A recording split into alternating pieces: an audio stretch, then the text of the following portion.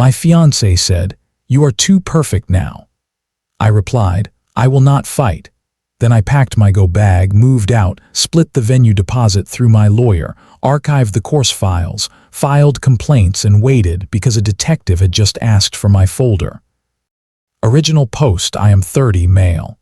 My fiancée, Sarah, is 29. We had been together for years. No kids. We lived in a one-bedroom over a bakery in a mid-sized city. Mornings smelled like bread. Nights were quiet. I ran IT for a small clinic. Solid pay, stable schedule. Sarah was a yoga teacher and part-time wellness blogger. Her mother, Linda, ran a local women's empowerment group. The group did retreats and classes in a rented church hall. The first years were easy. We cooked together. We took cheap weekend trips. We made small plans like a patio and a dog. Sarah left notes on my keyboard. I fixed her old laptop. Nothing felt heavy. Things shifted after our engagement party. Linda took my hand near the sink while I rinsed plates. She said a new program would help me be a great husband. She called it a husband training course. She said it was for men who wanted to learn. She said real men were not afraid of growth. I smiled and said we could talk later. She said I should enroll by Friday. The course met twice a week, evenings, 3 months. The packet said it would teach listening, service, and protective leadership. Tuition was high. There were rules, no phones, no questions in class, all homework signed by a partner or partner's mother. Linda was the director. I told Sarah the cost felt steep. She laughed and kissed my cheek. She said it was an investment in us. She said her mom would waive half. She said I should be proud to try. I felt a small twist in my stomach. It was not anger. It was a signal. I read the packet again. The rules felt like control dressed up as care. I noticed one page near the back. It listed discipline actions. Lateness meant push-ups. Disagreement meant writing apology letters. Missed homework meant public confessions. Linda signed every note. There was also a private channel link. It required my full name and my address. It said the group would keep records of my progress. I did not confront anyone.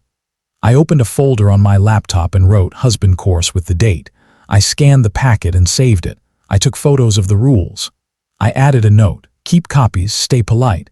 I decided to enroll and to document everything. That was my first action, not a fight, a plan. Update 1: I went to the first class in a church basement that smelled like coffee. Folding chairs, a whiteboard. 15 men sat and looked at the floor. Linda stood in front with a whistle and a binder. She smiled, then went cold. She said the program would shape us.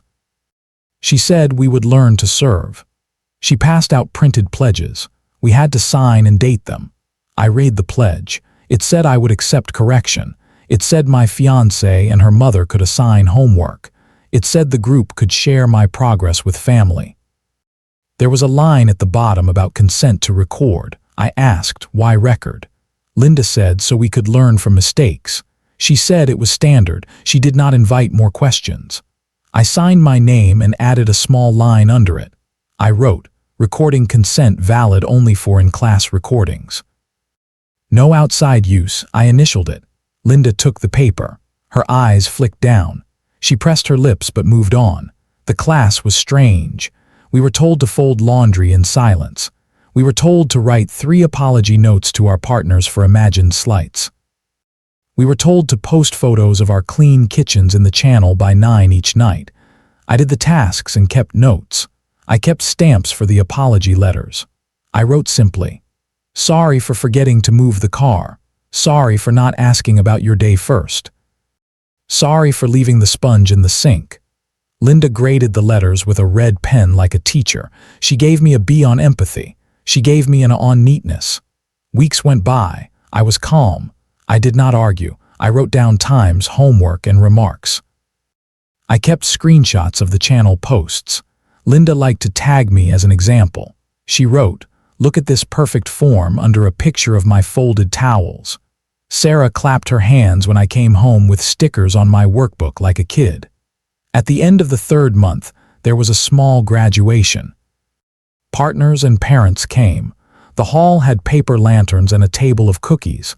Linda gave a speech. She said the men had learned to listen.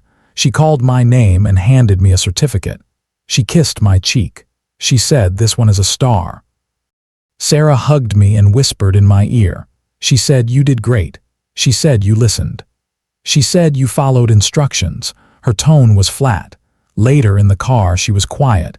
We drove home with the window cracked. On the couch, she took a long breath. She said, "I need to be honest." She said, "You are too perfect now."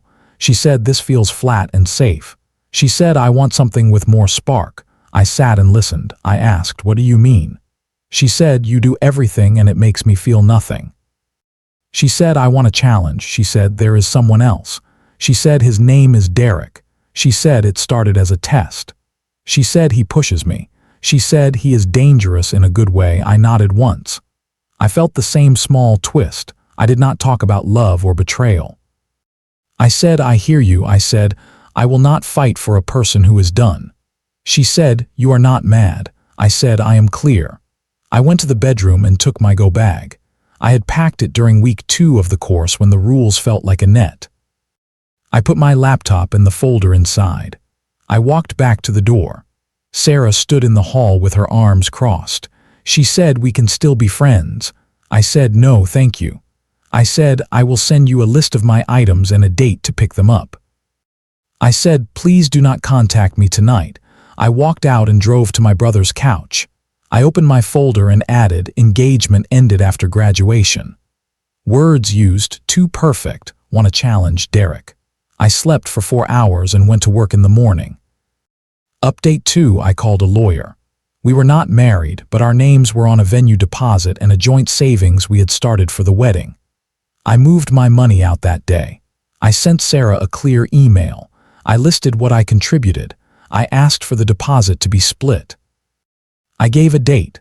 Linda posted a photo of the graduation on her group page. The caption said, "Real men submit to growth." The comments were hearts and praise. I did not reply. I saved a copy. 2 days later, Sarah posted a soft breakup line on her account. She wrote about following spark and honoring truth. She did not name me. She also posted a photo of her wrist with a tattoo and a leather jacket sleeve. The caption had 2 fire emojis. A friend tagged Derek. I tapped his page. He sold coaching packages and promoted crypto clubs. He had a headshot with a rented sports car. My friend Jacob worked at a bank. He said, "Stay away from anything he touches." He sent me a link to a local forum thread. People had warned others about fake investments. The names were blurred. The pattern was the same. Take a fee, vanish. I put it all in my folder, screenshots, dates, captions. Linda called and asked me to return my workbook. She said it was group property. I said it was my notes and I would not return them. She said the group would issue a correction plan for me. I said no, thank you. Then Sarah texted that she and Derek had plans for a retreat. She asked me to sign a release for wedding costs so she could reuse vendors. I replied with my lawyer's email and said all vendor matters must go through him. I block and filter now. It keeps my head clear. Derek started to show up in my orbit. He liked photos of me at work and left short bait comments. He wrote, "Tough break." He wrote, "Level up." I ignored him. I set my accounts to private. A week later, one of Linda's group members sent me a message from a burner account. She said, "You should know." She said, "Derek is teaching a side class in the group." She said, "Sarah is now an admin." She asked me to keep her name out of it. I said, "Understood." She sent me a PDF of the side class. It was a pitch to invest in a wellness coin and a private men's circle. Fees paid to Derek's LLC. Linda's logo was at the bottom. I did not post a callout. I filed a complaint with the State Attorney General for deceptive practices. I attached the PDF and the graduation consent page. I underlined the change Linda made. The recording consent line had shifted in the official file to include outside educational use. My copy did not match. I also filed with the City Consumer Office. I sent a calm cover letter. I sent dates and links. I kept copies. 2 months passed. Sarah posted less. Derek posted more. He had a video at her rental house pool with men chanting about risk. The comments were bots and two of Linda's admins. Then a detective called me. He worked in financial crimes.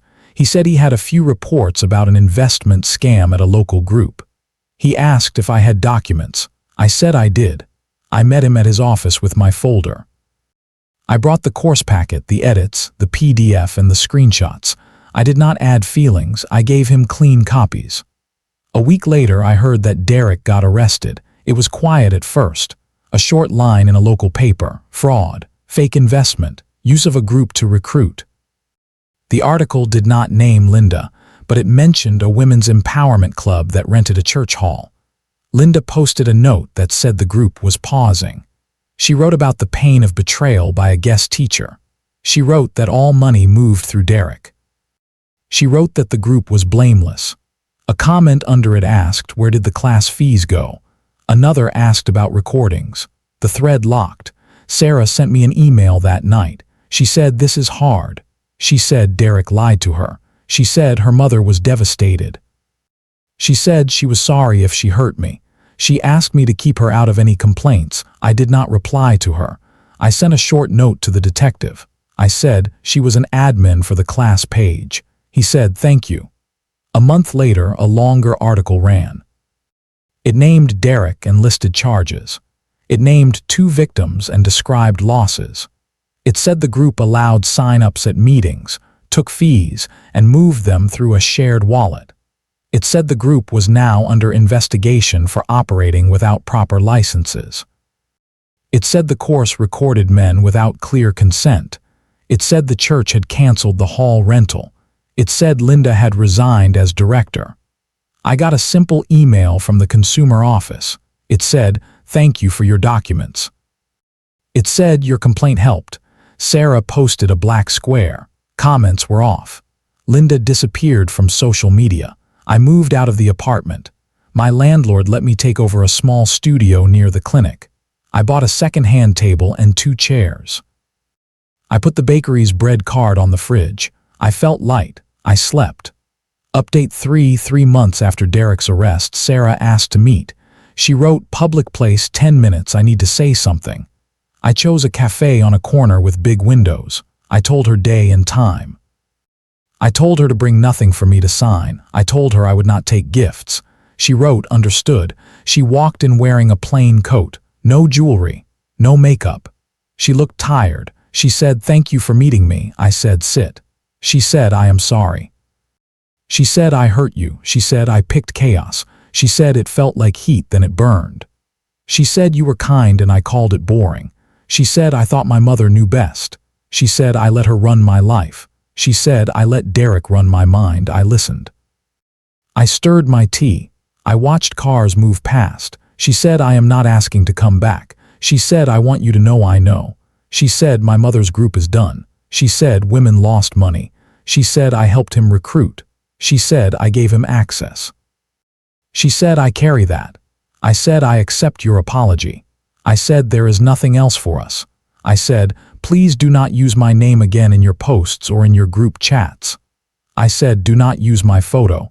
I said, "Delete anything from the course that shows me." She nodded. She said, "I deleted everything." She said, "Can I ask one question?" I said, "One." She said, "Did you ever love me?" I said, "Yes." She closed her eyes for a second and opened them. She said, "Thank you." She asked, "Why did you do the course?" I said, "To learn what I was dealing with." She said, "You were always observing." I said, "I was always respectful." She said, "I know now." We stood. She put her hands in her coat. I put mine in my pockets. She said, "I hope you find a life that fits." I said, "I already did." She left. I finished my tea and paid. Final update: it has been a year since the graduation night and the car ride home. The breakup is old news. I moved up at the clinic. I designed a simple patient portal that cut calls in half.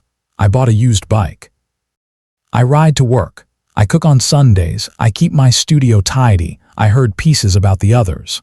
Derek took a plea. He will serve time and pay restitution. The rented car in the photos was returned. His accounts were frozen. The men at the pool video were witnesses. 2 had been told their fees were investments. They lost savings. The court listed numbers. It looked cold on paper. Linda tried to restart under a new name. The church sent a letter to the new hall. They cited safety concerns. The group folded. The city fined her for running classes without permits and for deceptive consent forms. She sold her SUV. The fine was posted in the local bulletin. A neighbor sent me a photo. I saved nothing. Sarah moved to a small duplex with a roommate. She teaches yoga again. She works nights at a cafe. She pays off a loan she took for Derek's program. A friend told me she does not post much now. I did not ask for more. Sometimes people ask if I feel vindicated. I think about the basement chairs and the whistle. I think about the sticker on my workbook and the kiss on the cheek. I think about the sentence in the car, "You are too perfect." I think about the small twist in my stomach that told me the truth before my mouth could. A new person came into my life slowly. Her name is Mina. We met when her bike chain fell in front of the clinic. I fixed it with a paper towel and a pen knife. We got tea a week later. We wrote 2 rules. Tell the hard thing early. Do not let other people run our house. We taped the rules inside a cabinet where only we see them.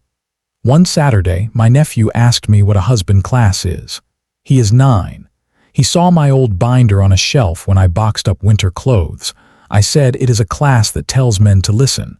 He said, "Do men need a class?" I said, "Some do." I said, "Most just need to be kind and honest."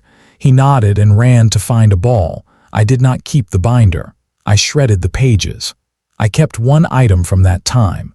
The first packet with the rules. The one with my initials next to the recording consent. It lives in my folder with a sticky note. The note says, "Read first, sign nothing blind." That is my callback. That is my quiet lesson. I feel no heat toward any of them. Not Sarah, not Linda, not Derek. Heat burned me once when I mistook group rules for care. I let the heat go. I walk in cool air to the bakery in the morning and buy a roll. The owner smiles and hands me a paper bag. I say thank you. I go home to a clean table and a chair that fits my back. If you are where I was, here is what helped. Believe the small twist. Write things down. Keep your own copy. Do not let a program own your voice. Do not argue at the door. Make a folder. File the forms. Use calm words. Let people who love control play without you. Choose your own house and your own rules. One night I passed the old church hall. The lights were off. The paper lanterns were gone. A new group met there now. A choir. Voices floated through a crack in the door, simple notes on old wood. I listened from the sidewalk for 1 minute and then kept walking. The air was clear. My mouth felt clean. The line that started it all was still there in my head, but it had no weight. I turned the corner and went home. The folder sat on my shelf where it always sits. I did not open it. I did not need to.